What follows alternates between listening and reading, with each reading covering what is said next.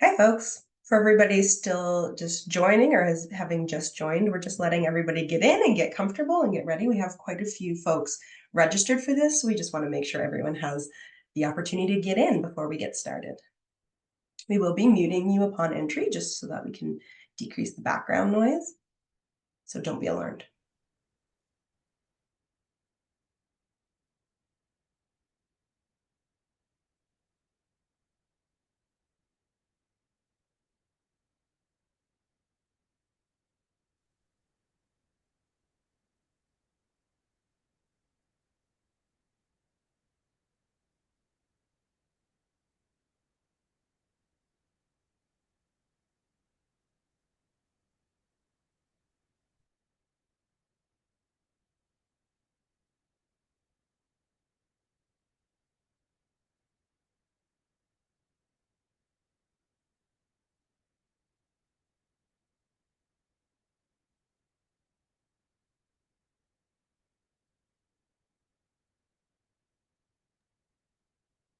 It's taking everything in my power not to give individual shout outs to all the names that I recognize. So just know that I'm seeing you all and I'm excited you're all here. And for those of you who don't know me yet, I'm excited for you to be here too.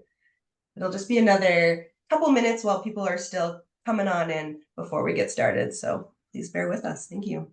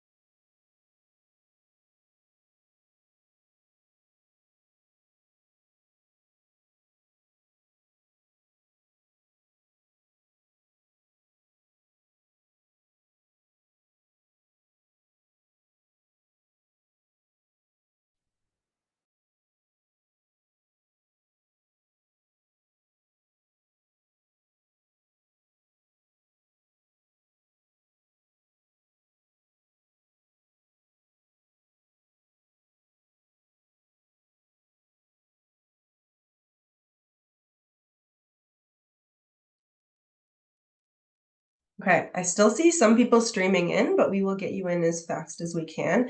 And I think we will get started because we do want to hear from all these folks about this topic. So I'm going to go ahead and get started, but we'll see some people keep joining as they can.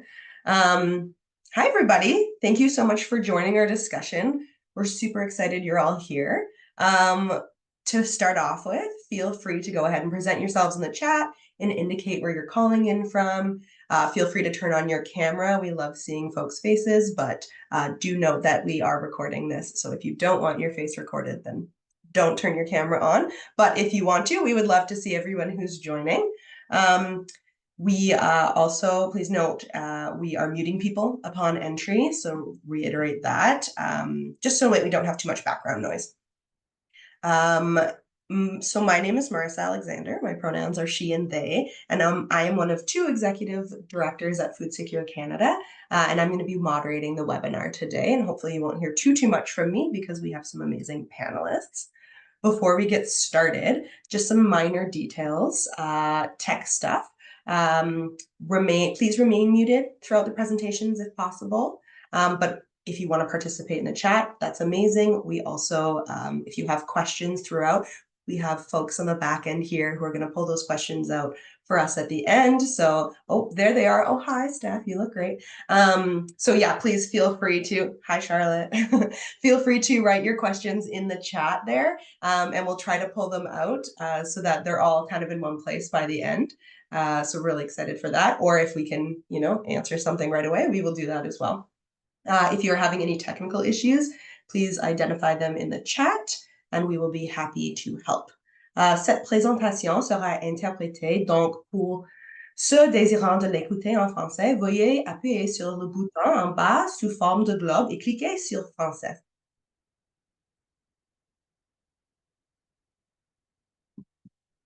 Thank you, I just heard her. So to get started, it's really important, of course, we'd like to acknowledge that the work of Food Secure Canada is carried out on Indigenous land. FSC is based in Tiohtià:ke on Kainai territory, but myself personally, I'm calling in from the traditional and unceded territory of the Lheidli, which is in northern BC. FSC is continuously in the process of learning and unlearning in order to decolonize our practices and center the voices of those historically marginalized from our food systems, particularly those of the original Indigenous peoples.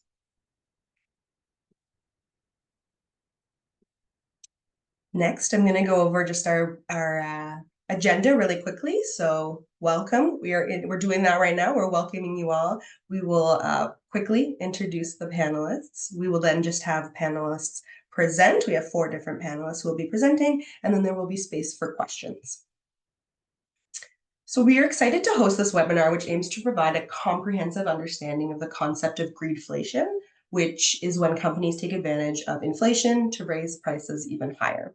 There are many who don't use the term, including the federal government and academic researchers, and many more who are unfamiliar with the term. At Food Secure Canada, we're using it because it goes beyond other terms like food inflation, food price volatility, skimflation, shrinkflation, and supply chain disruption. It is a recognition that the corporate control of the food chain makes a significant contribution to the high price of food. We found that it is a useful conversation starter that can lead to other topics like why we have so much food insecurity in Canada and what food sovereignties could look like. We'll be exploring why corporate profits continue to rise despite the cost of living pressures and examining what can be done about the issues of rising prices.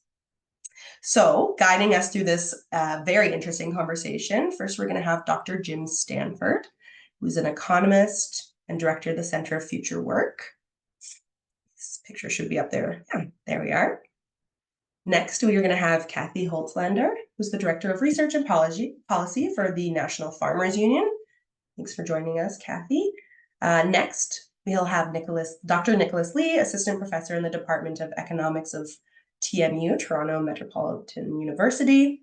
And we're very excited to have Emily Johnson, who's a mental health and addictions worker from Milton, Ontario, and co-creator of the Loblaws is Out of Control on Reddit, stream on Reddit.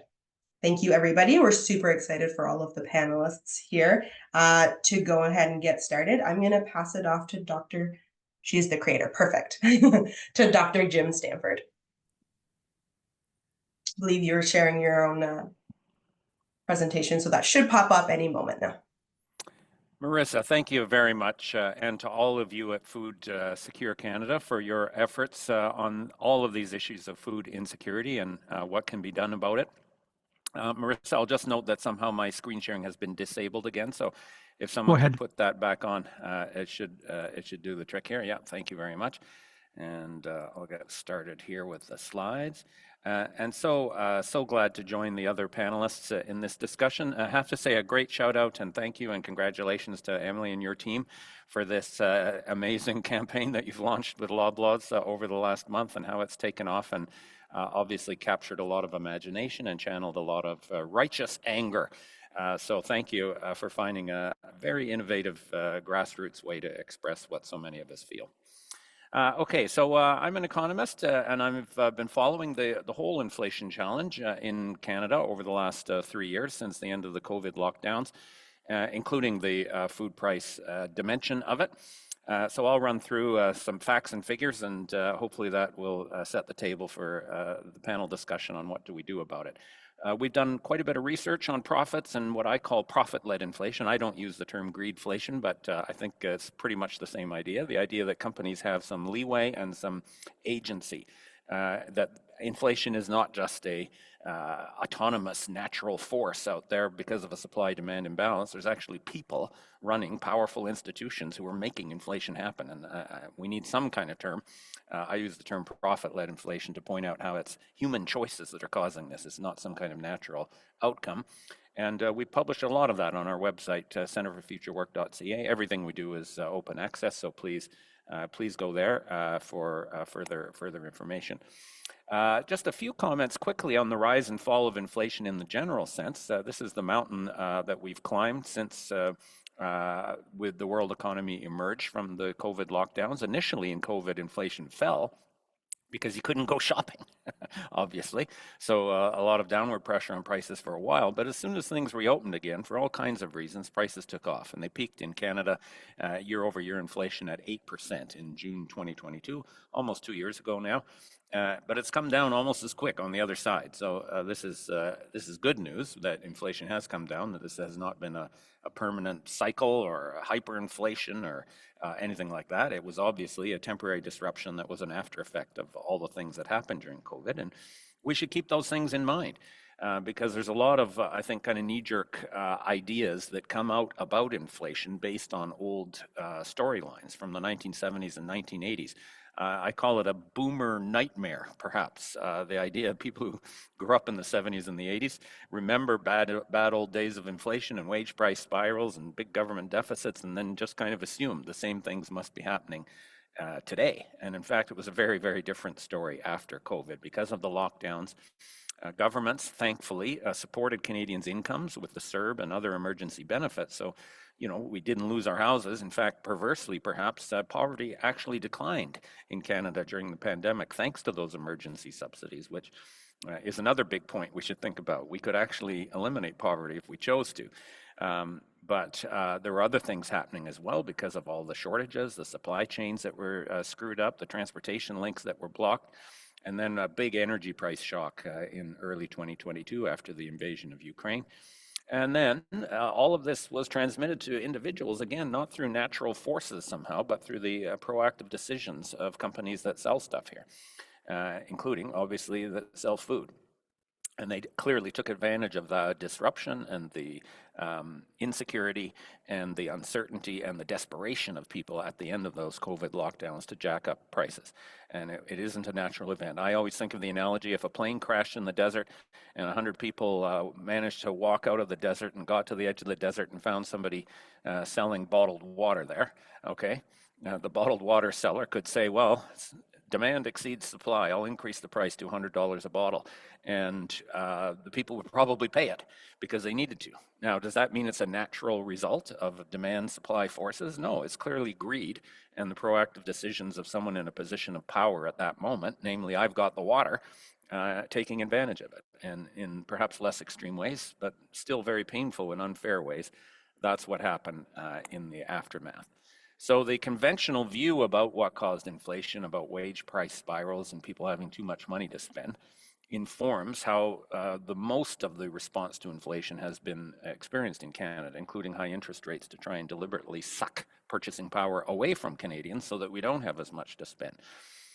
So in a way, the victims here are being blamed for the problem and being punished for the problem and being forced to bear the burden of adjustment. Now, it might work, even if it wasn't excess spending power among Canadians that caused the problem in the first place. Taking away spending power from Canadians can certainly bring inflation down, and we've seen that, but in a very unfair way. And I think understanding the different degrees of power that people have had in the aftermath of the pandemic and different groups to take advantage of that situation helps us to understand what's happening and how to solve it. We clearly cannot blame wages. Wages lagged well behind consumer prices throughout the outbreak of inflation. Just now, wages are starting to catch up, and this is a good thing. But the problem did not originate from wages. I do not think there's evidence it arose from having too much spending power in the economy, too much demand. We had barely got back to where we were before the pandemic when the Bank of Canada started jacking up interest rates, and now spending power in households is much lower than it was at the time of the pandemic. No, Mr. Polyev, you can't blame the carbon tax either. The carbon tax has had impacts on relative prices, but there's no correlation at all between the carbon tax and the overall rate of inflation. I think you could blame inadequate supply. We had a terrible downturn in what we produced in Canada during the pandemic, and we climbed back very quick, but we didn't even get back to where we should have been before the pandemic, based on the pre-COVID trend, before the Bank of Canada started deliberately slowing down the whole economy. And now we're going backwards. So think about a product like housing, for example. Clearly, we've got a housing shortage in Canada. Rising housing prices are a big problem in the inflation formula. And are we building more houses? No, we're building less because the Bank of Canada decided we're doing too much, jacked up interest rates, and so housing construction is shrinking, not growing. Exactly a perverse response to solving that supply-demand imbalance in housing. And similar stories could be told elsewhere. And there's also a very clear correlation, both on the way up and the way down, between corporate profits in Canada in general and the overall rate of inflation. It was corporations. Corporations were the only segment of society that increased their slice of the pie, in fact, to record levels as inflation was taking off after the pandemic. And profits have moderated a little bit in the last year, but they're still historically high. This shows the volume of after-tax net profit for Canadian corporations. The blue bar is the non-financial or real side of the economy. The red bars are the banks and other financial institutions, and both of them experienced record profits in 2021, 2022, as inflation was surging. Those profits have moderated a bit, but they're still historically high. Now let's zero in on the food price problem. The rate of inflation for food purchased from stores was much higher than the overall rate of inflation. So everything I just said about the painfulness of inflation was even worse for food. And interesting to note that food purchased from stores suffered higher inflation than food purchased in restaurants, which is interesting because often, again, workers and wages are blamed for the problem, but eating out actually was not experiencing the same rate of inflation as buying groceries and cooking at home, where your labor is free. So more evidence that it wasn't wages that are the problem. Food price inflation peaked at close to 12% late in 2022. It has come down as well. Global agricultural commodity prices have come down. Supply chains have been restored. And as of last month, food price inflation for the first time in over 2 years is now at or even a little bit below the overall rate of inflation. Now, all that means is that food prices are now growing as quickly as everything else in the economy, not faster. That doesn't mean food prices are falling, but the reduction in the rate of food price inflation is certainly helpful. There is absolutely incontrovertible evidence that both food retailers and food manufacturers have profited from the outburst of inflation, including food price inflation. And this is very important to be clear on because the CEOs and their apologists, when they go up to Ottawa to try and defend themselves, have all kinds of mumbo jumbo about how their profits have not grown. And it's just straight up false. The evidence is clear. This is Statistics Canada data on profits in the overall food manufacturing sector and the overall food retail sector. Retail is red, food manufacturing is blue. And you see that in both cases, profits increased dramatically after the COVID lockdowns ended, when people were desperate and supply chains were disrupted and people had to restock their shelves at home after the lockdown. So food manufacturing profits rose first, but food retail profits rose steadily and relatively even more. And food retail, in particular, has more than doubled its profits from before the COVID pandemic to over $6 billion last year. So, again, when Galen Weston and the other CEOs stand up and say, we're innocent, don't believe them. There has also been a clear increase in the profit margin. This is another bit of gobbledygook that you hear from the CEOs. They say, no, the profit margin hasn't changed. Food is more expensive just because we're passing on higher input costs. Their input costs are higher, including in part because of the profits on the food manufacturing side, but they're still adding an even bigger margin than they used to. And this, again, is incontrovertible evidence. From Statistics Canada, the average profit margin in food retail has more than doubled since the pandemic. And then the scary bit is that Canadians are actually buying less groceries. This is a part I know that the people in the food insecurity movement are concerned about, and that motivates you, the fact that people cannot afford food. And so the absolute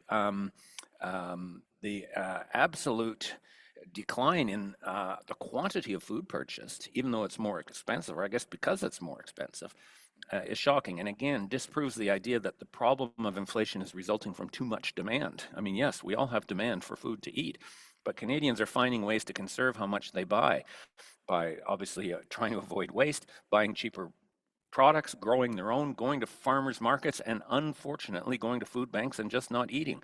So this is terrible. And so we're buying less groceries than we were before the pandemic, even though there's 3 million more Canadians today than there were before the pandemic. Some of the myths that you've heard from the CEOs and others: retailers are just passing on their own higher input costs, so profits did not grow. That's false. Profits have doubled. The profit margin has also increased. Even if the profit margin as a proportion of sales had just stayed the same, they'd still be profiting from inflation, because you would take the cost of bananas or any other input that you purchased and you add a similar percent to it. Even if that percent didn't change, you're still adding a bigger amount of profits on top of the higher input costs, which is wrong. Another important point: the Loblaws and others of the world will say, well, our profit margin is very small. It's only 3 or 4% of total sales. And that means absolutely nothing. What that means is the retailers have done nothing other than purchase the food, put it on the shelves, and sell it. That's their role, okay? And that is a very low risk, low tech, low innovation business, putting food that someone else made on a shelf and selling it. And the profit margin as a share of total revenue looks small, but relative to the amount of capital that the companies have invested in this relatively simple, straightforward, low risk, high volume business, it translates into enormous profits, over $6 billion worth of profits in 2023. So the return on the amount of equity that the owners have invested is enormous, in the range of 25, 30, 35% return on equity. Compare that to the 2 or 3% you're getting on your interest on your savings account, if you have any savings. So this is an enormously profitable business, and the only way those profits can continue is because new firms cannot effectively enter the industry. Otherwise they would. They would say, "Oh, look what they're making over there in the supermarket business, 25%. I want some of that." They would enter. Finally, another argument that is just gobsmacking is their claim that, well, it's not on food that we're making these enormous profits, it's on drugstore items and other things. That's like saying, well, you're being exploited in aisle B instead of aisle A. I hope you feel better. It doesn't matter. In fact, the fact that they have a company like Loblaws has got a dominant stranglehold in drugstores as well as grocery stores tells you something about their corporate profit. So we have an industry that is uniquely concentrated. The top 3 chains control about 2/3 of all food retail in Canada. The top 5, if you count Walmart and Costco, control 80%. Now, that concentration was true before the pandemic, so we can't just say this industry is concentrated and that's why prices are rising. It's the combination of the disruptions and supply shortages and uncertainty after the pandemic with that powerful corporate position that allowed them for a while to jack up prices far above their costs, to take advantage of it. And this is why profit margins increased while supply costs were rising. They passed on those costs and then some, but it's also why profit margins stayed high or even increased some more when the input costs were falling. Agricultural commodity prices have been falling for over a year, and food prices have not been falling. So that means, again, on the way up and on the way down, profit margins increased. And then you also have had the impact on food prices of profit margins at other stages of the supply chain, like food manufacturing, wholesale, logistics, energy, transportation, and so on. This shows you the concentration of the 3 big chains and all the different brands that they own. This is the result of 40 years of takeovers and mergers and failures. So this is how it is a uniquely trade business. This was once the face of food inflation, Galen Weston, the former CEO, but still major owner of the Loblaws firm. And now we have a new face. He stepped down, I think, because people got sick of his cardigan sweater. And he had a terrible public relations issue. So he's stepped away from the CEO role, but he still owns about $6 or $7 billion worth of wealth in the company. So he can still afford pretty good cardigans. But this guy they brought in from Denmark, his name is Per Bank. Go figure. His last name is Bank.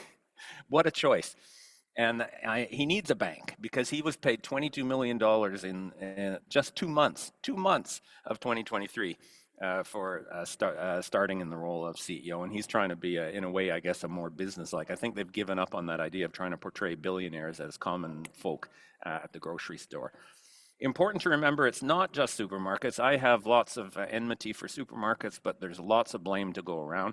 Every step of the way, companies were taking advantage of the uncertainty of the pandemic and jacking up prices. And in fact, the biggest villain of all is the energy companies. Their profit taking, or greedflation, if you prefer that term, was the worst. But profits added at every step of the way accumulate in that higher food bill. And it's not just Loblaw's fault. We did some research at our center on the 15 biggest sectors that took advantage. Not all sectors were able to. Not all sectors had the same power as oil companies or banks or supermarket chains. But 15 sectors out of about 50 that are followed by Statistics Canada captured all the excess. This is where all the action was. And it ranges from obviously the energy industry to banks and other financial companies, real estate, miners, companies that made building products and other kind of essential supplies that were also in short supply. And there's the food retail. There's the supermarkets, 14 out of 15. So interesting. They took about 1%, or sorry, about 2%. 2% of all those excess profits, but they got 80% of the blame because Canadians are so angry at them because they have to go shopping there every week. And I'm all in favor, again, of the anger directed at supermarkets, but we should share a little anger for the other culprits on this list.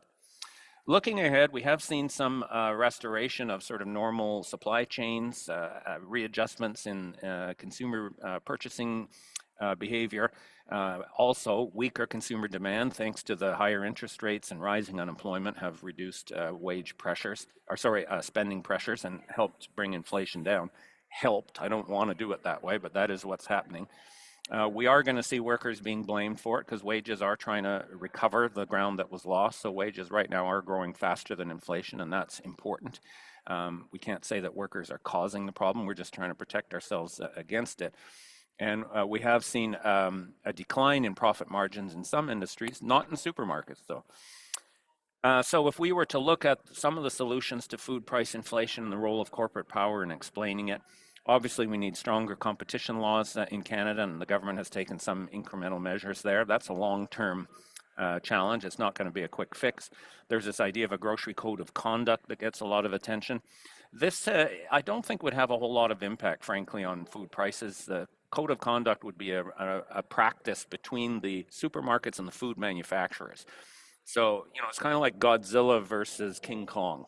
You've got two gruesome monsters there fighting each other. And the code of conduct between a huge company like Loblaws and huge food manufacturers like, PepsiCo that sells 300 different brand names, or a Cargill that holds a controlling interest in the world meat production industry. I don't take sides in that battle.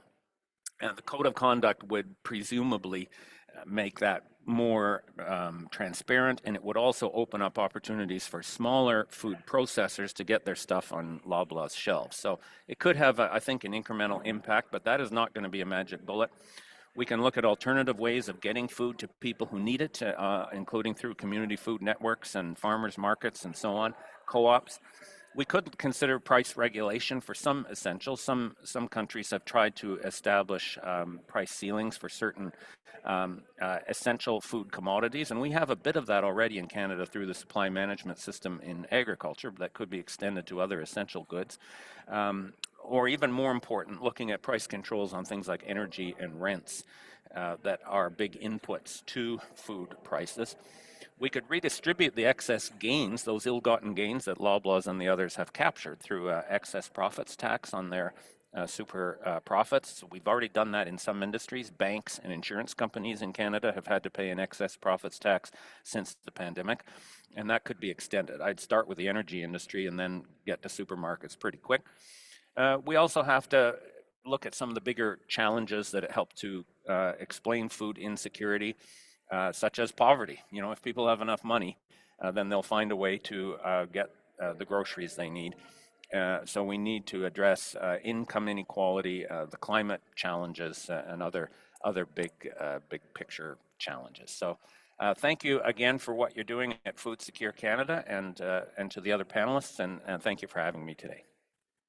Thank you so much, Dr. Stanford. I really, really appreciate that. And I'm on board for spreading out some of my anger. Why not? We can give it to a couple other people for sure. I'm going to keep moving us on and pass it over to Cathy Holtslander. Cathy, please take it away.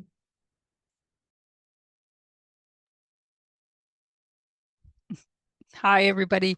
Thanks so much for that presentation, Jim. Super interesting and valuable. And thanks to Food Secure Canada for hosting this event.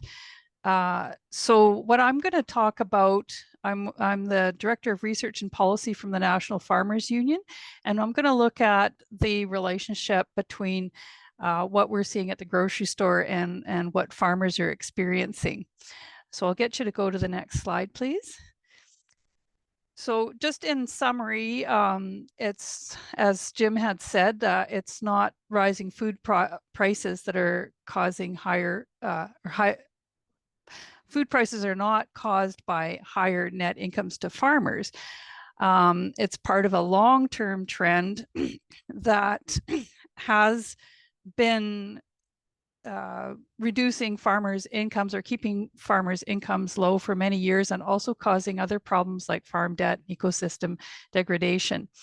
And so I'm going to just go through some of these dynamics in the presentation, and I'll start out with this graph. If you've read any of our National Farmers Union material over the years, I'm sure you've seen this. Just to explain what it is, the top line represents the amount of money farmers have received for their products when they sell it. The gray patch at the bottom is the amount of money they get to keep. So the gray part is the realized net farm income, and the top of the blue line is the cash receipts, and everything in between that is the cost of production. And a lot of this is seed, is land, is fertilizer, so farmers actually don't keep that much of what they sell in terms of money. Not much of the money that the value of what farmers produce ends up in their bank accounts or their pockets. And there's actually an invisible line above this blue one that is the actual value of the products that they produce, because farmers don't receive the whole value of their products, because there are companies that are buying low and selling high, and they try and get the farm products for the lowest price they can.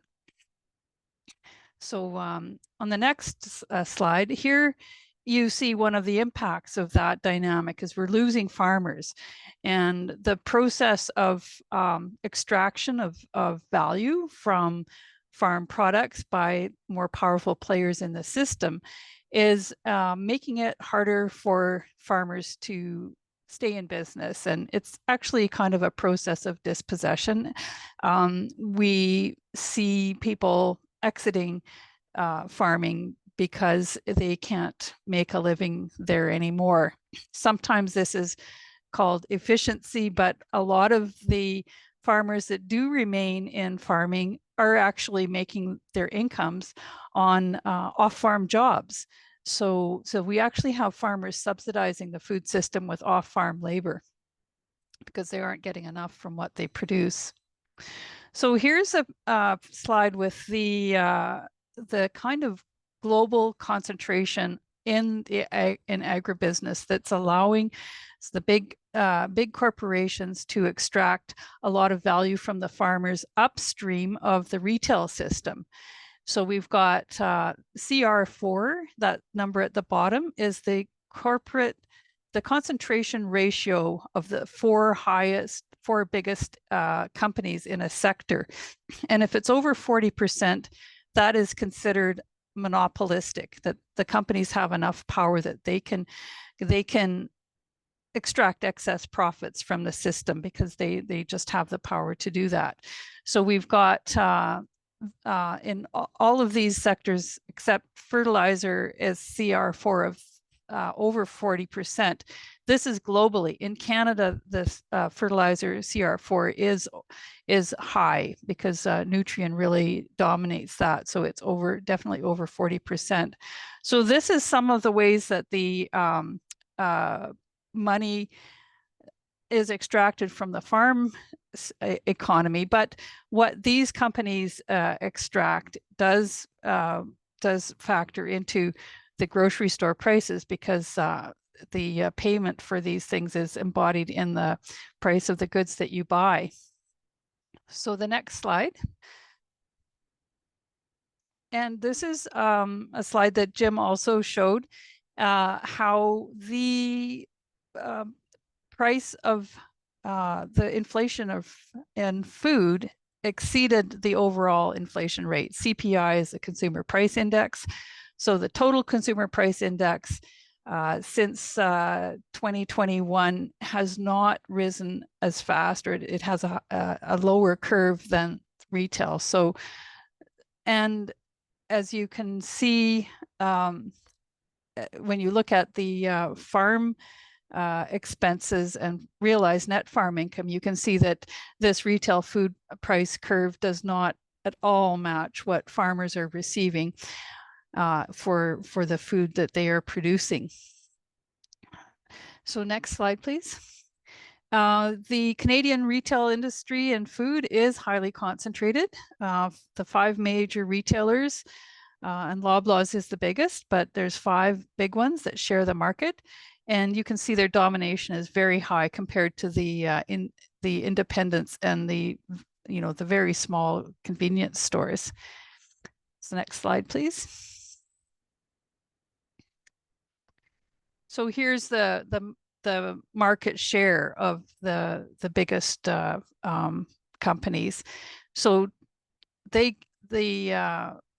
so you can see the domination that they have, the amount of control that they have over what is sold and the prices farmers are paid to by consumers, but they also have an impact on what is paid to farmers. So let's look at, let's go through the next few slides here. This shows you how the price of bread is related to the price of wheat that farmers get. And you'll see that there is a very strong match between the realized net farm income graph versus gross income to this one here. What farmers have been receiving has remained low and quite steady at a low rate, while the price of bread has risen. This means farmers do not have much power in this marketplace. They aren't able to command more for the wheat that is rising in value, but farmers are not receiving that value. Next slide. And here's what we see for corn and cornflakes. Again, the price of corn is not going up, yet the price of corn cereal is going up. So farmers are not benefiting from that increase in the price of the processed product. Their ingredients are being used at a continuing low price.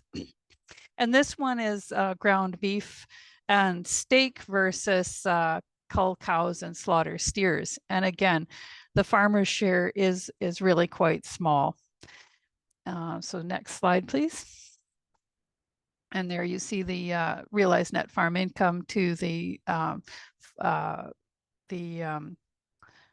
gross revenue graph again, and how it really mirrors the farmer's share of the food dollar. So another aspect of this and is the increasing dependence on food imports for Canadians' actual diets. Canada has a really strong policy for increasing food exports. And these exports are primarily low price, high volume commodities like wheat, canola, soybeans, corn. This is what we sell. What we buy on the from in terms of imported products is more of the processed products.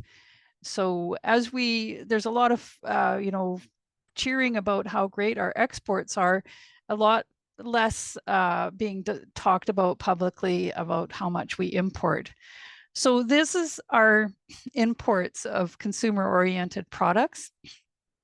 It's a high amount of money, and most of it is coming from the United States. And of course,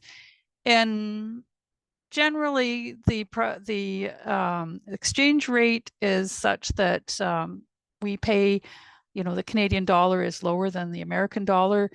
So that means we're paying an exchange rate on our imported products, although it hasn't changed that much in the last, it kind of fluctuates, but there hasn't been any spikes. So you see, we get a lot of our, back please, we get a lot of our processed food like baked goods and cereals and pasta. So we sell wheat, but then we get back manufactured food products. We get a lot of fresh vegetables and fresh fruit from as imports, and a lot of these are from the United States as well. And then other processed food products. Now, trying to figure out what the farmer's share is in imported foods is a little more complex, and in imported processed foods, because of course the processing, there's other costs involved, and the way the international food markets have developed over time with increasing corporate controlled supply chains and free trade agreements and so on, companies can look for the lowest cost supplier. They can shop around the globe to find the lowest cost supplier of farm products. They look for low labor costs, places where they can the wages are low, the labor standards are lower, that it reduces the company's costs for labor, and also environmental regulations may be less onerous. So these are all ways that the costs can be reduced. And so this is all ways to reduce the farmer's share of the food dollar. And next slide, please. And we can really see the impact of the free trade agreements in this slide here. This is from the USDA, and it shows that what the United States is exporting to Canada is mostly the high value consumer oriented products and not very much in the way of the lower value commodity bulk products. And it really was, there was a real uptick when the free trade agreement was signed. And this allows the this means that a lot of the work and the jobs in food manufacturing are no longer located in Canada. Those have been exported through the free trade agreement and further exported to other low wage countries that can do food processing and production at lower costs than we can in Canada. So next slide, please. And here's another chart showing how much of our food is imported from the United States, and really there's a preponderance of the processed food. So Canadian farmers aren't getting much or any of that food dollar yet. Canadians are purchasing it in the grocery stores, and that money is going to the retailers and to the companies that are importing it into Canada, and often these are the big multinationals. Next slide, please. And again, as you saw before, the brands of the market share of these different companies is very high. But it's, we look at corporate concentration and say, we need more competition among these companies. But there was a very interesting report, next slide please, that was produced by or published by the Broadbent Institute by Alex Purdy, who took a really interesting and I think important view of how grocery store competition is and is not occurring. And what he notes is that we really have a financialization of competition, and that it's not so much that the grocery stores are competing with each other. They are, but they are also competing with other sectors for the investment by large financial actors. And so they're looking at the profit. The financial actors are seeking the best place to put their money so that they can get high profits. And if the grocery sector is not making as much money as, say, oil and gas or real estate, there's pressure on the grocery sector to increase its profitability in order to maintain their investors. And I think this is a really important thing to understand and to recognize in terms of policy, particularly with the Competition Act and changes to that. Next slide, please. This is just a list from the same report of the top 10 shareholders in Loblaws, and one of them is that Vanguard group that showed up in the previous slide. So the pressures to be more profitable are basically economy-wide, and the ways that the companies, the retailers do that, I mean, I'm sure they're motivated by greed, but they're also motivated by trying to maintain their position with the financial sector, and they need to reduce their costs and increase their revenues in order to meet the demands of the financial sector. So this is where we can't rely on a traditional market-based ideology of competition to take care of the problem of greedflation and the extraction of value from farmers, which I've really outlined, and from consumers, which is what we're experiencing when we go to the grocery store and we're paying more for less. So next slide, please. So during the pandemic, the National Farmers Union worked on, how can we come out of this pandemic with a better food system that is more equitable and works for people, and for people, whether they're farmers or consumers or workers. And we put together a post-pandemic roadmap with the steps and stages and processes required to make that happen. And I encourage you to look at it on our website. And the next slide, please. And here are some of the recommendations that we have to help us all be better off within the food system. Things like shortening our supply chains so that they're actually here in Canada more. We're keeping more of our money within the country, and the supply chains are less brittle. That we increase resilience by having redundancy instead of what the system that we have now is. The biggest companies look for opportunities to extract even more value from the nooks and crannies of the food system, where they can take over and take that economic activity into their systems and keep it from being in the hands of people. And we need to use regulatory tools, not just market mechanisms to rebalance power. Market mechanisms will concentrate power, so we need to take that back. and that can only happen if we've got regulators working in the public interest. And also another piece beyond regulations is creating institutions. Supply management is a really important institution for stability and food sovereignty, keeping dollars at home and providing good incomes for farmers and good healthy food for consumers and prosperous rural communities. And we can build new institutions that serve us better. So next slide, please.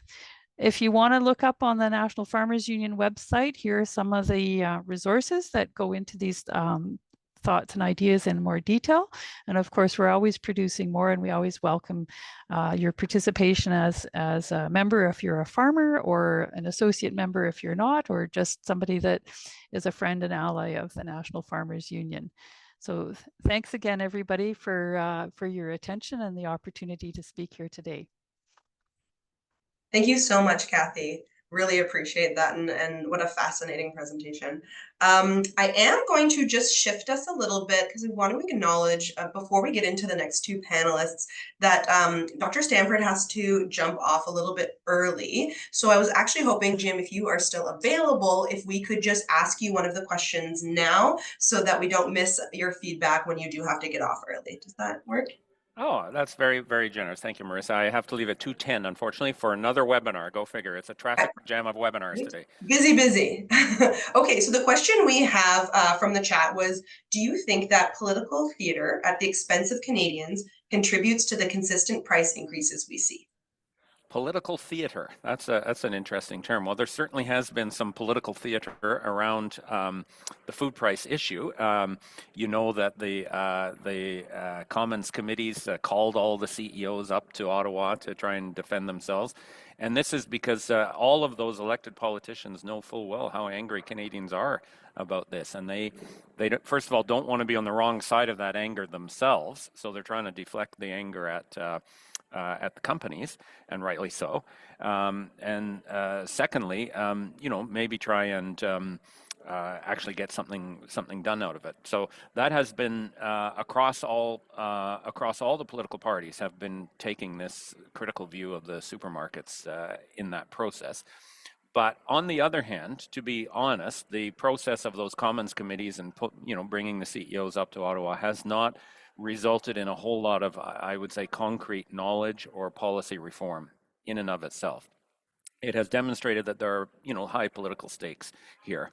And I think, put some public pressure on the supermarkets. And I wouldn't discount how important some of that public pressure is. And the work that Emily has been doing and that we'll hear more about has certainly contributed very, very strongly to that. On the other hand, also, when it's sort of dependent on the sort of political moment like those initiatives were, then it can be vulnerable, because then you could have a situation where somebody senses a different political moment.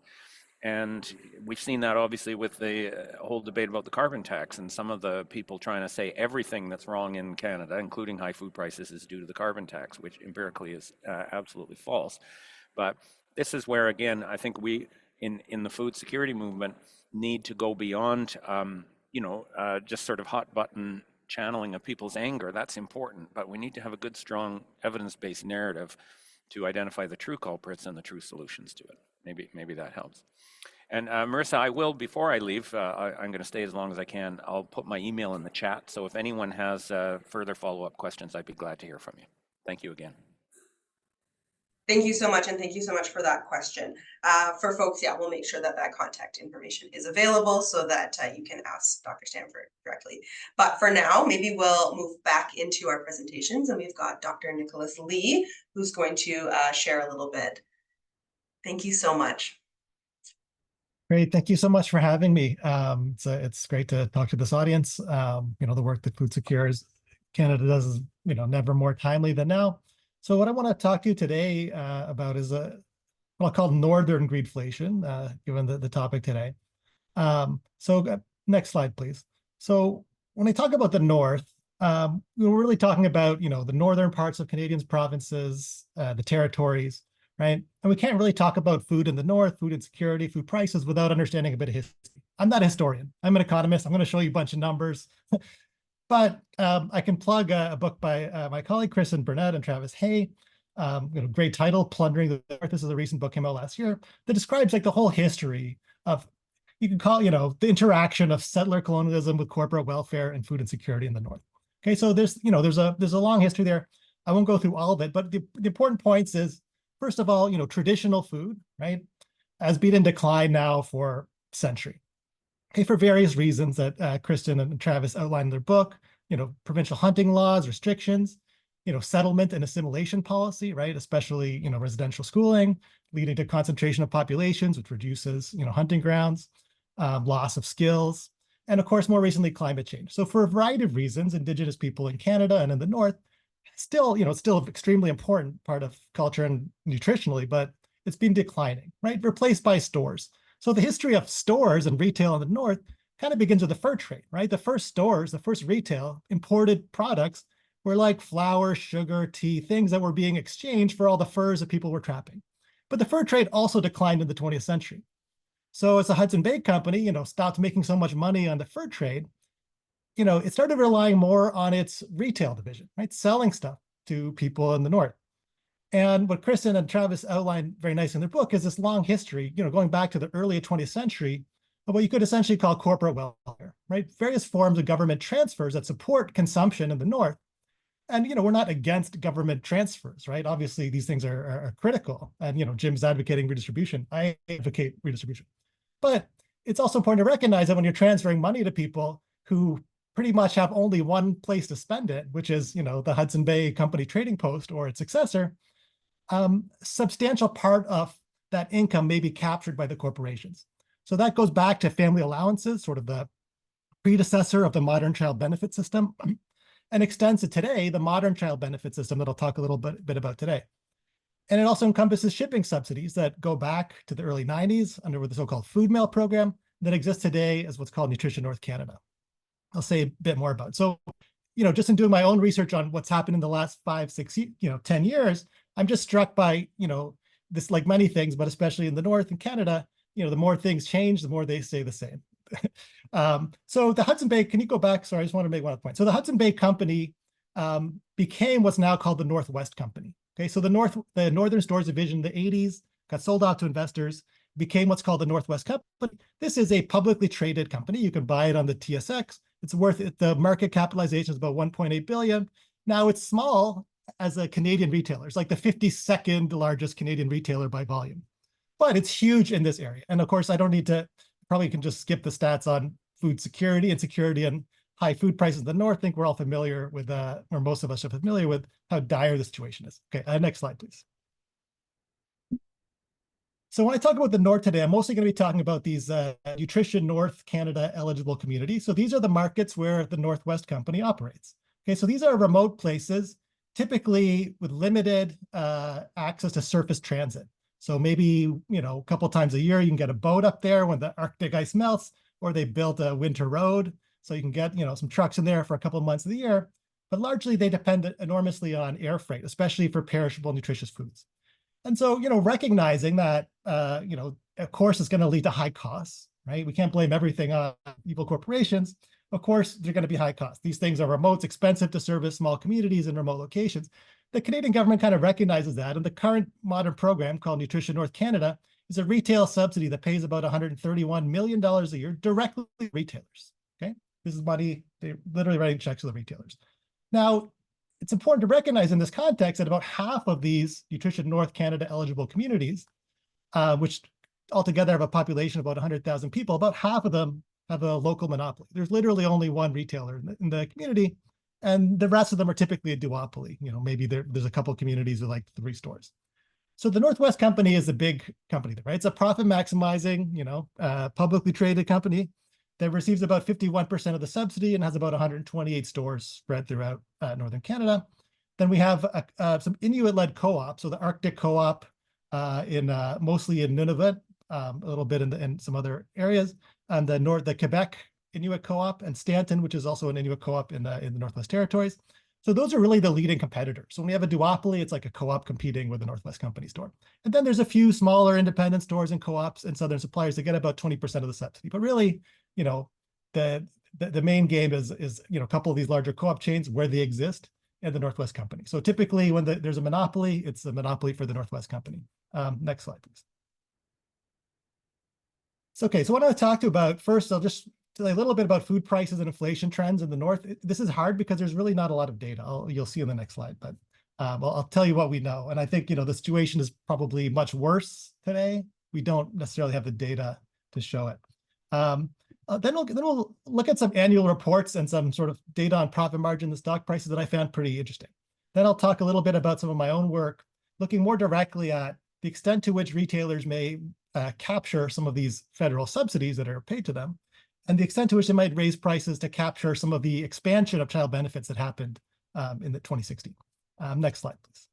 So here's some just inflation data, and I think people kind of seen this. So let's just focus on the North stuff, because I think Jim and Cathy already laid out what's been happening for the rest of Canada.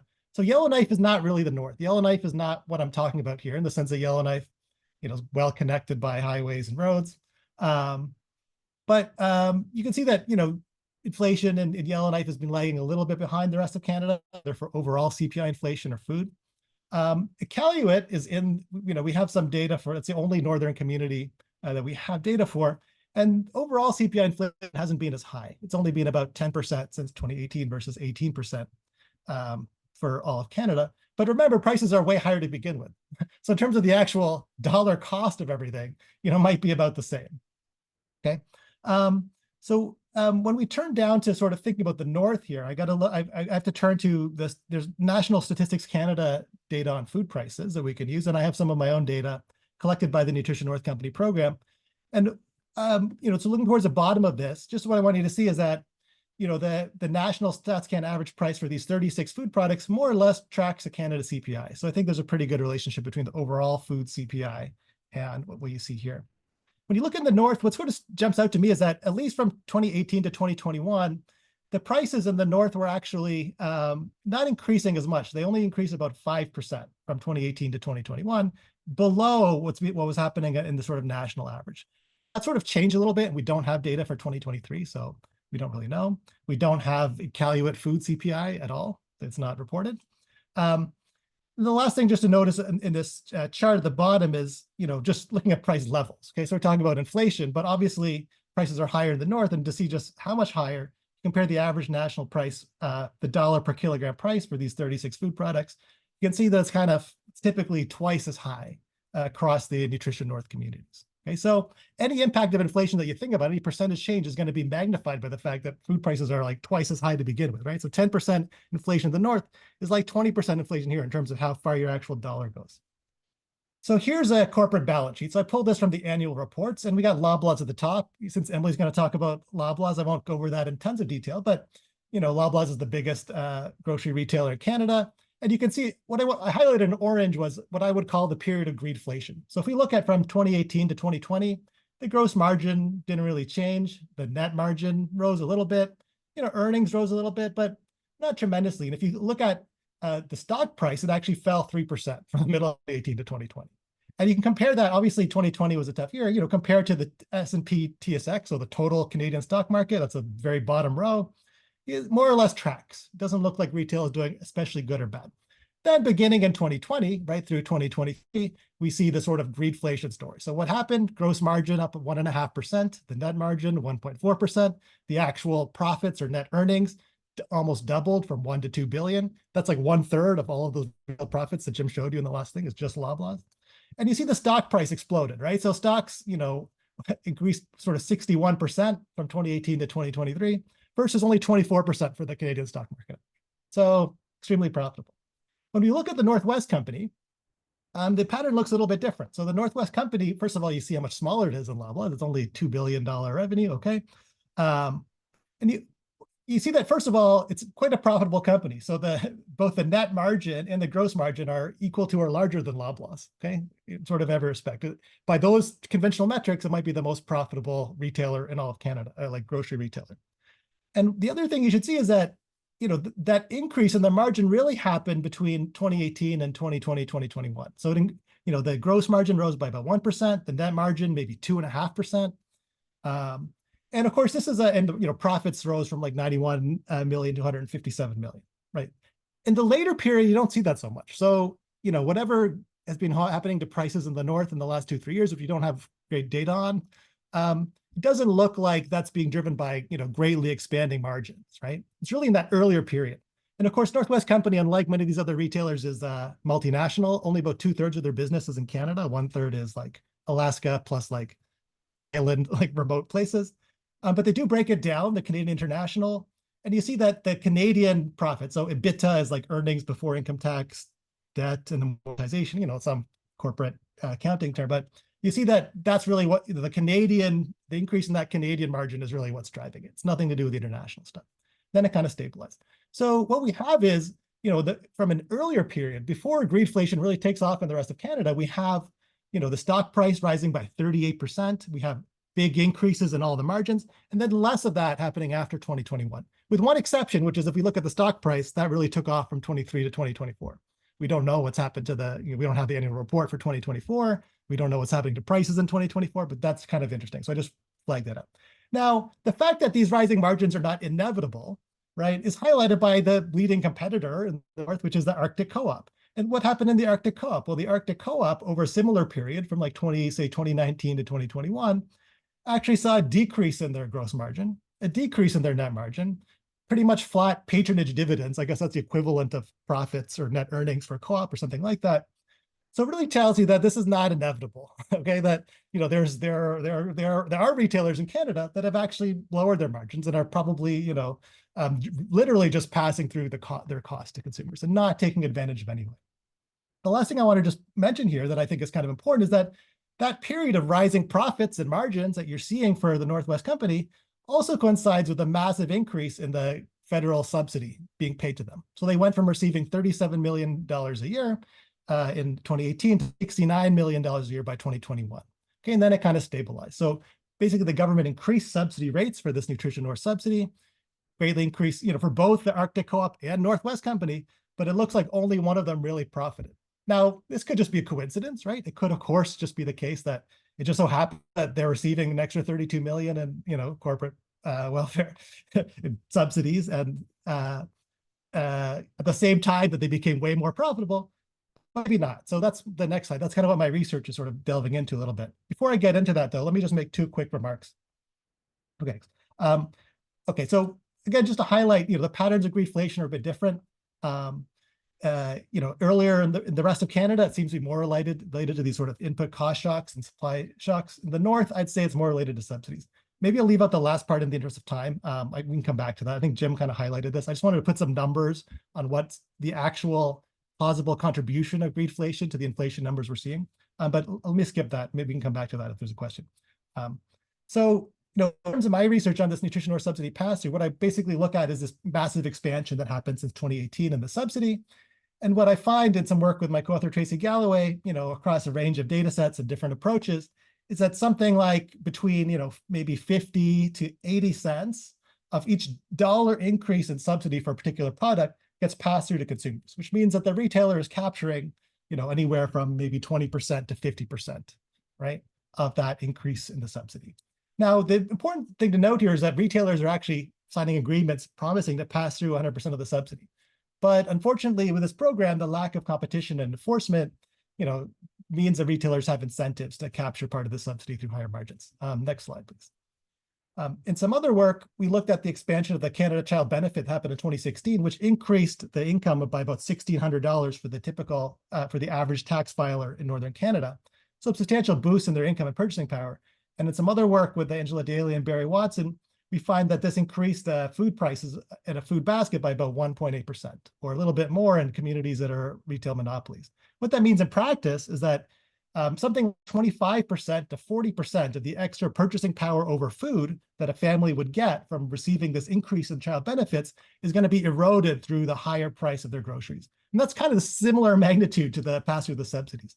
The only difference is, of course, in this case, the benefits are more proportional to the income received rather than food spending. So the people who receive the most benefits are receiving less erosion, right? Whereas someone who receives no child benefits just got stuck with the higher prices because the grocers decided that the retailers raised prices in that community.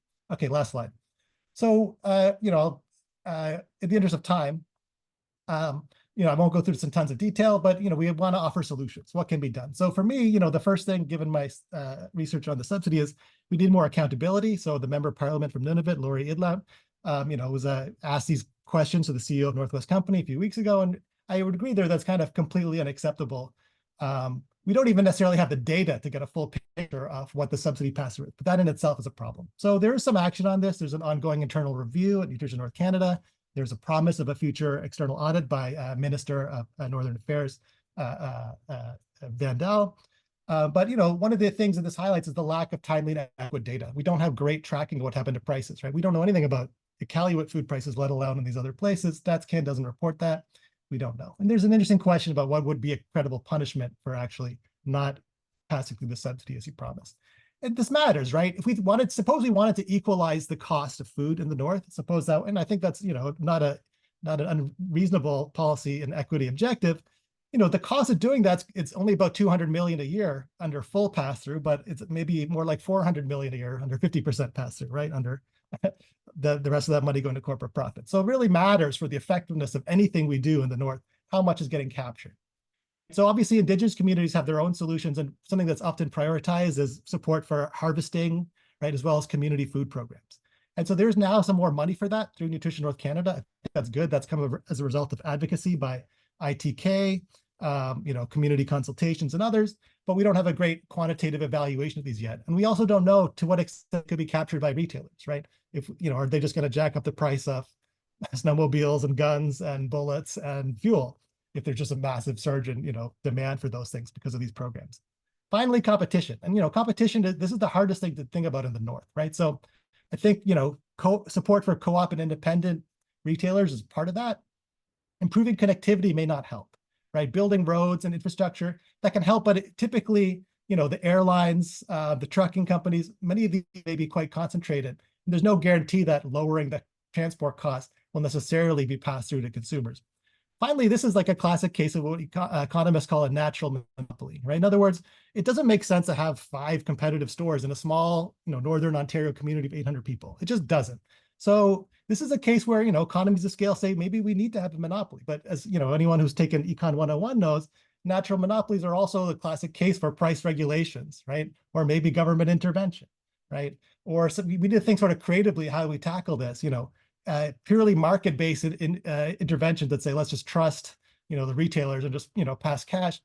I think our research is suggesting that a lot of that, a lot of our efforts to reduce food insecurity in the North are going to be inhibited by the massive power of retailers, right? We have a much more extreme case of monopoly that we have in the rest of Canada, but I think, something to think about. Yeah, that's it. Thank you so much, Dr. Lee. I really appreciate this fabulous research and bringing that Northern context. I also hate when I coincidentally get a couple extra million. It's just the worst, I'm going to keep moving. Thank you so much for that presentation. Emily, over to you, please, and thank you. Awesome. Thank you so much. And yeah, I'm Emily. I am the founder of the Loblaws is Out of Control subreddit, which has come from a small little meme sub and has turned into a national boycott with over 85,000 members on our Reddit alone. And I'm honored and humbled to be here with everyone today and speaking alongside such distinguished professors in the field. So to give you a brief overview of kind of what I'm going to be talking about today, wanted to get into who we are and the purpose of our boycott, share with you a bit about our community, as well as a brief history of kind of how we got here in 7 short months.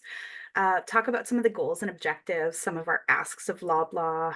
We also wanted to talk about the impact, some of the successes and the challenges that we have together, as well as how to participate further. And then we close out with Q&A.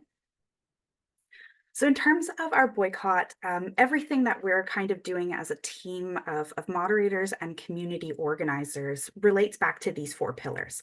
The first one being community. We want to build an inclusive community and a space for people to participate and engage with and feel proud of engaging with. In terms of education, we want to create and share digestible information for our community to understand, cost saving techniques, different healthy eating tips, that sort of thing.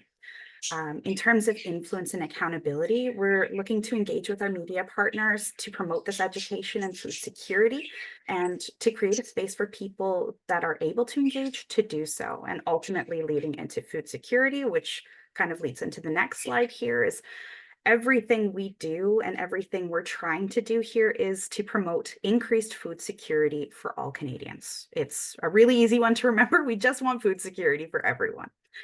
So just moving into the next slide, just kind of how we got here in this roadmap. In November of 2023, I was browsing the Ontario subreddit, and I had seen someone post a holiday planter, and it was $85. And the original poster had said, Loblaws is out of control, holiday edition. And that was my smoking gun moment. I had said, okay, you know what, that's it. I'm making a sub. And I had created the Loblaws is out of control subreddit. We were a small group, maybe 1,000, 2,000 members between November and January. Just a fun space to share memes, share crazy grocery prices, nothing too exciting.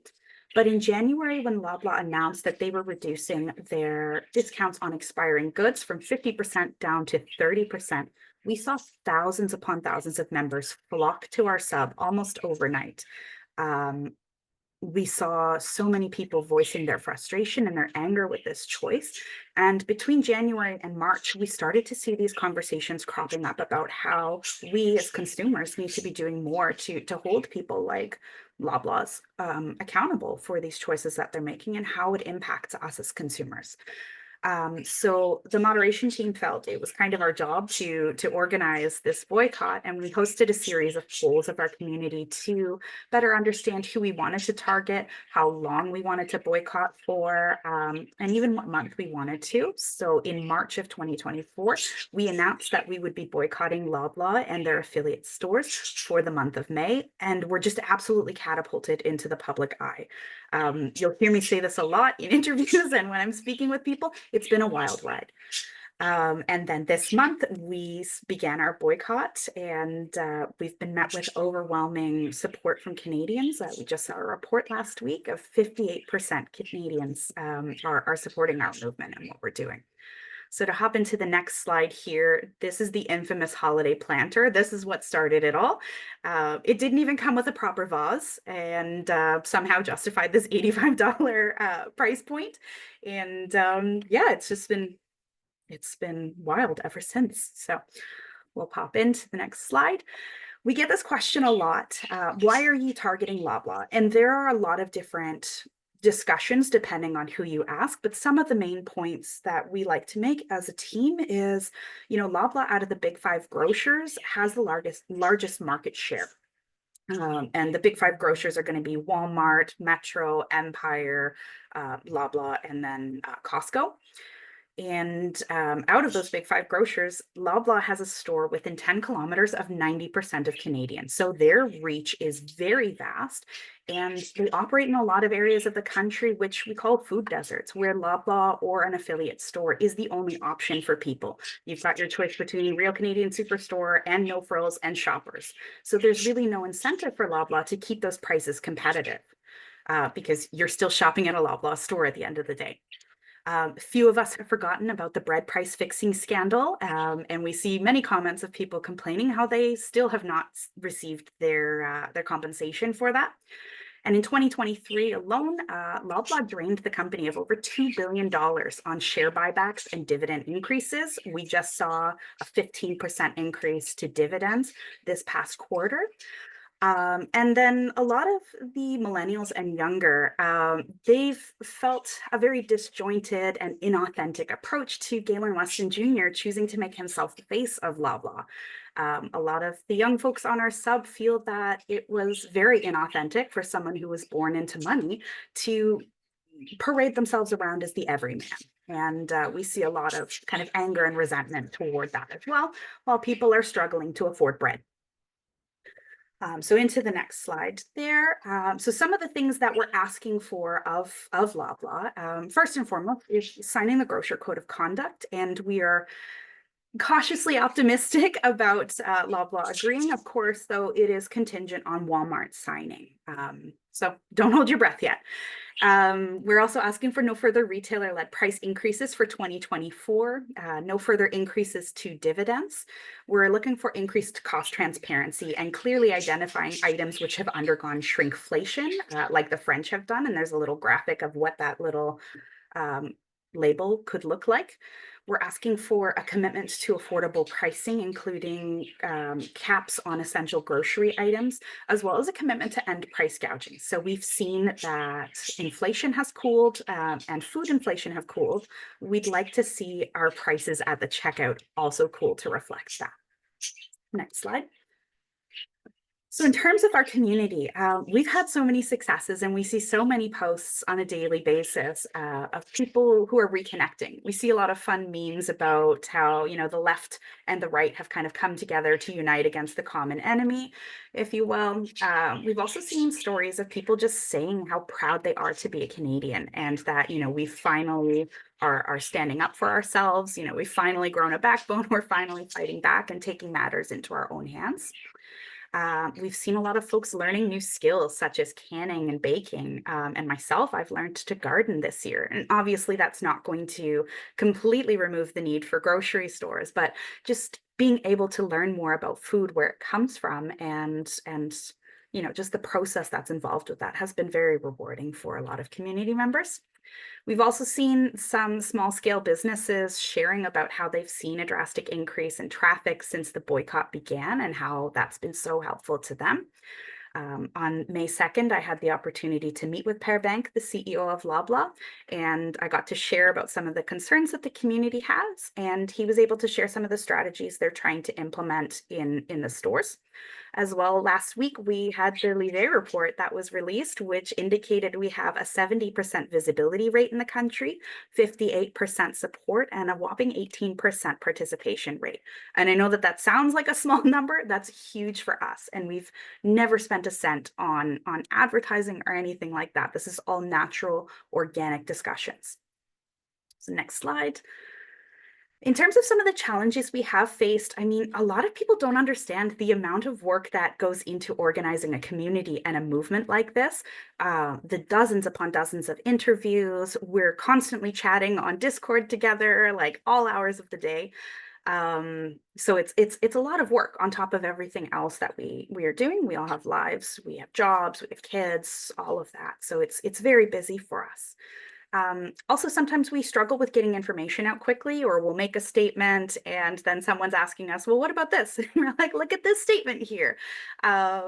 We've also dealt with, unfortunately, a lot of negativity toward the community. There are some folks who feel that we're misguided or we're on the wrong track. We've also, a few of us as moderators have had to close our private messages because of some of the nasty things that folks have been saying to us.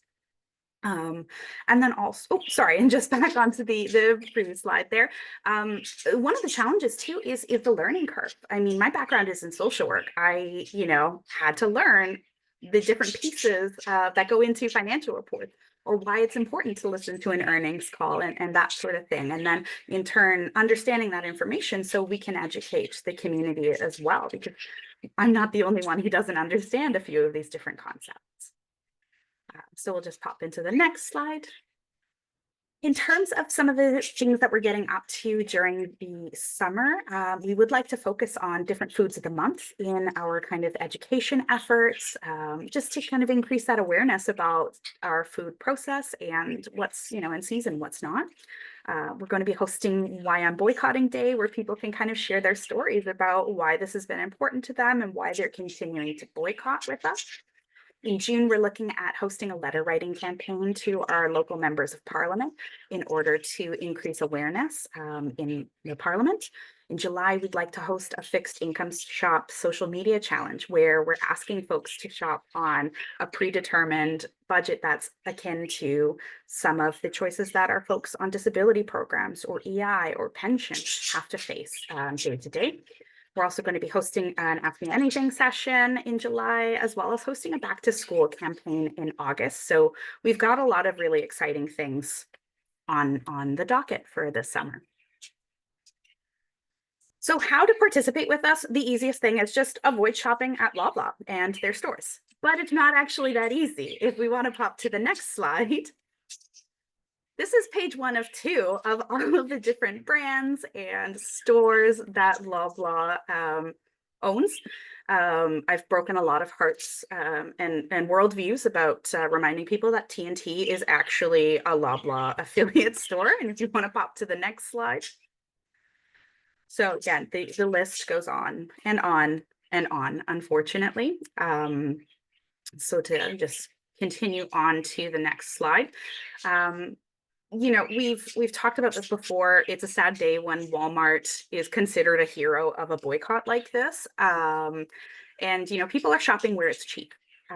But one of our community members actually took it upon themselves to create altgrocery.ca, which is a completely crowdsourced and crowd-funded website which lists different options outside of the big 5 grocers across the country. We're talking groceries, bakeries. I think he's just added pet stores. And it's coast to coast and includes different options as well in the territories up north. And if you want to just pop to the next slide there, this is a general feel of what it looks like. And I do understand at the end of June, he's going to be re-implementing a physical map for you to see all of the pins on the map as well. So just a really great option and a great resource for people. In terms of other ways to kind of get involved and to support our cause, we always encourage folks to write your local member of parliament. You know, politely write to Loblaw customer support. And I say politely, but just, you know, ask folks to take us seriously and to take our movement seriously and our concerns as a community seriously. Consider canceling PC Optimum cards, your bank accounts, your credit accounts with PC, as well as sharing our message, whether that's with your friends, your family, your coworkers. Folks in my circle are very careful to avoid using the L word because then I go on a big rant. As well, following us on our socials. We're on TikTok, Instagram, as well as Reddit and Facebook. I always forget Facebook. Oh my goodness. And as you're able to donate time or money to our local food banks, I saw that 1 in 4 Canadians are now having to access food banks, and those systems are on the verge of collapse. There's no real dancing around that. And, you know, we want to be able to step in and to give back where we're able to. And for the folks who aren't able to have a perfect boycott, a big part of what we're doing is the solidarity piece and is stepping in where our peers may not be able to. We recognize that there are disability concerns, mobility concerns, and so on. So we don't ask that people absolutely have to have a perfect boycott in order to participate. You know, consider doing some of these items that are listed above. Try avoid purchasing non-essentials at Loblaw stores. Focus on your loss leaders. So those items that are drawing you into the store with the expectation that you're going to purchase the non-essentials because you're already there, as well as just using your optimum points as often as possible. These are some really great ways to support the cause. And that's kind of our boycott in a nutshell. And again, thank you so much for having me today. Thank you, Emily. That is so interesting, and what a journey, and that's very, very impressive. And also with your budgies in the background, you're giving a very like Disney hero kind of energy, and I would watch that Disney movie. I am so surprised that they've been so quiet. They were so loud when we were getting settled, and I was like, uh-oh. It was lovely. I liked it a lot. It was very soothing. So I just want to acknowledge, folks, that we are kind of close to time and that not everyone can stick around. We want to honor everybody's time, but if our panelists could stick around just a little longer, we do have a couple questions for folks, and we will continue to record as long as we have people able to stick around, and we can kind of go through a couple questions. But if anyone needs to hop off now, please feel free to do that. So the first question that we have here is, you know, there's 1 day left of the month-long Loblaw boycott, though it will, you know, be extended indefinitely. For all the panelists, what did you learn, and where can we go from here?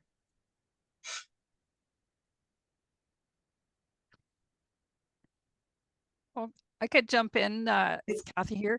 One of the things that the National Farmers Union is doing is we're doing a series of social media posts on building alternatives, because that's how we make change. The first thing is to maybe to stop doing something that's not helpful, and then work to build change. So we're encouraging our farmer members and other farmers to participate in the alt grocery site to help people find their offerings, and just to educate ourselves about the food system and food sovereignty, and how we can work together to build that through a collective action. Thanks, Cathy.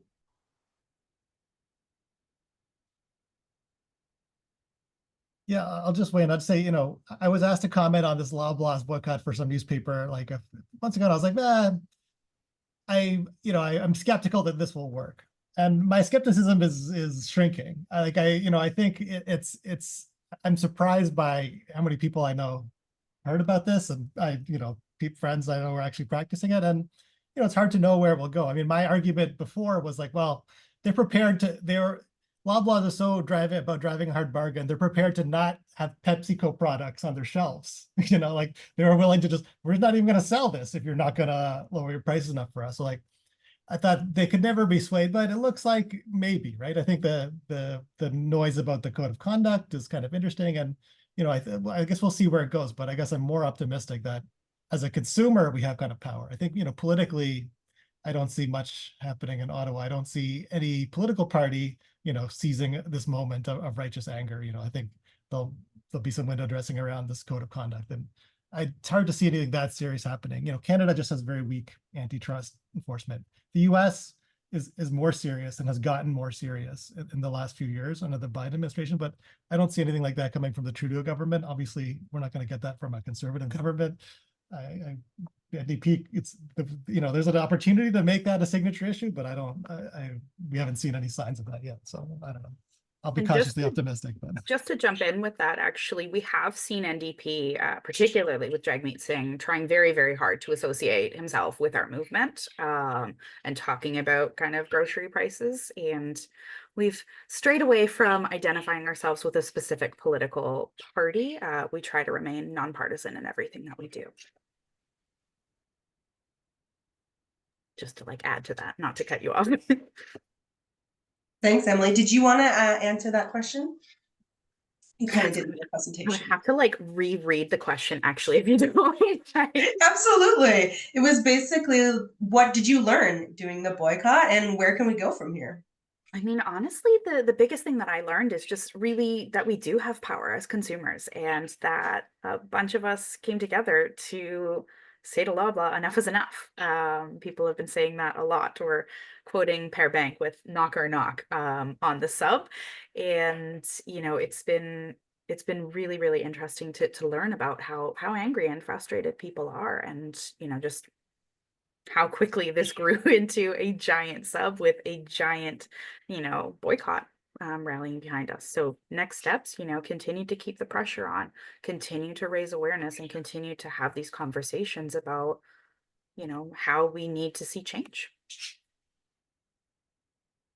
Thank you so much. We've just got 2 more questions. The first one, I can see them doing some moving on the back end. Okay, one of the common threads from today's speakers was that greedflation occurs not just at the grocery store, but all the way through the supply chain. How can we, as consumers, help put pressure upstream in addition to the pressure being put on the grocery retailer? I believe this is for all of our speakers.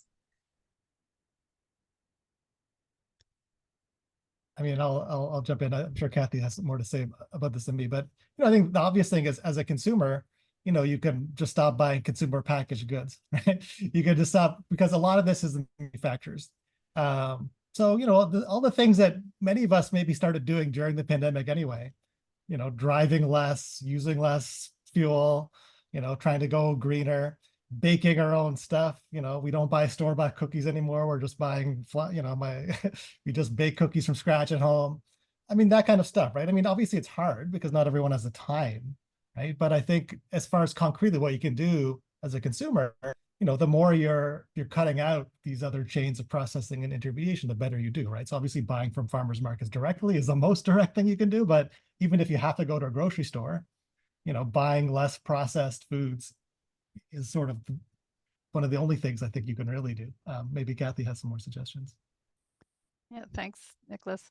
I guess when we look at what people can do, it's voting with your dollars is not really going to bring about system change. I mean, it can have some impact, of course, as we've seen with with the boycott. But what we really need is policy change, and we need change in power relationships. And I guess there's a speaker that we had at our last National Farmers Union convention, Amanda Wilson's written some really good material about, I guess, a risk or a trap that you can get into with alternative food, opportunities, is that it becomes a way to dissipate the political energy into feeling good about your own practices and having, the relationships that, you develop through going to the farmer's market or with your CSA. And not to say that those are bad things, they are really good, but they have to be part of something bigger to actually confront the power structure and to, to push for the policy change that reduces the power of the big corporations like Loblaws, like Cargill. One of the things that we're trying to do in the National Farmers Union is get some changes to meat inspection regulations, and to make it more possible for smaller abattoirs to actually remain in business. So many of them are finding that there's so many difficulties in operating and being able to survive that they're having to close down.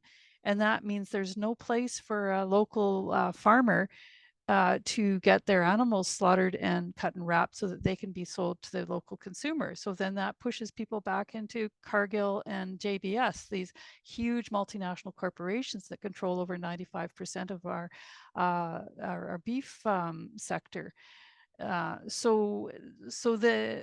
I guess there's the need to not forget that this is a political problem. This is a power issue. It's not just a consumer issue.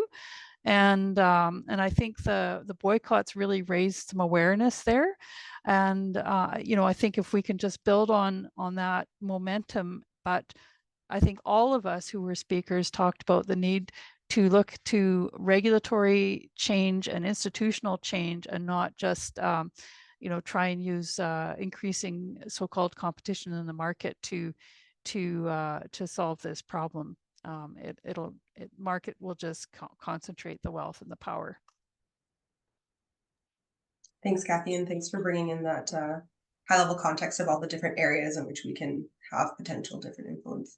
Emily, do you want to answer that one? Yeah, I was just going to say, I mean, like, a very practical step is also reaching out to your members of parliament. I always like to, encourage having conversations with the folks that are elected to represent us in parliament. But like Cathy mentioned, there's a lot going on, and it's a very complex issue. And having just using your voice in any way that you can to really seek that structural change, because there's a lot of different factors, and there's a lot of different layers to the issue. Thank you so much for that, and thank you to all of our panelists. I know that there are a couple other questions, but I am also very mindful that we have already kept everybody over time, so I will want to just wrap it up. We are really excited to have our next webinar from Food Secure Canada, which is coming up in June 27th. It's currently titled Alternatives to Corporate Supermarkets and Greedflation, Solidarity Grocery Stores and Food Co-ops. So absolutely sort of continues this conversation, and we would love to have everybody join us back for that as well. If you want to be kept informed of future conversations on advancing just, healthy, and sustainable food systems, subscribe to our newsletter by clicking on the Get Involved link on our website. We're also going to share that in the chat, as well as following us on all of our different various social medias. And last but not least, thank you again so much for everybody for joining, and for our panelists, even the ones that have hopped off to do other webinars. We're very, very thankful to be able to have this conversation. So thanks, folks, and the recording will be available soon. Thanks, everyone. Bye now. Thanks, everyone.